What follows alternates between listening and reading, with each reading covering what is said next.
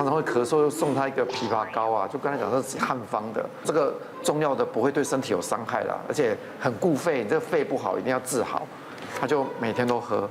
他每天都喝很汤茶，喝一喝他也觉得有比较好，咳嗽的确有改善了。不过喝完之后1、2个礼拜之后，他就开始眼睛就视力会有点模糊，而且尿变得很多，而且嘴巴很容易干啦。那他就说，有点头晕，他女儿就帮他量血压，先量血压没有问题，后来就帮他测血糖，测出来300多，快400。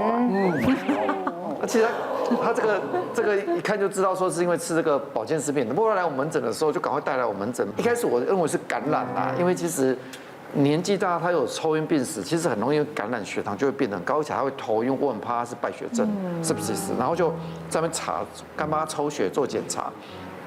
后来帮他做超音波，肚子里面怎么样，小便里面怎么样？后来问一问之后，才知道说原来他吃了这个枇杷膏之后，血糖过高。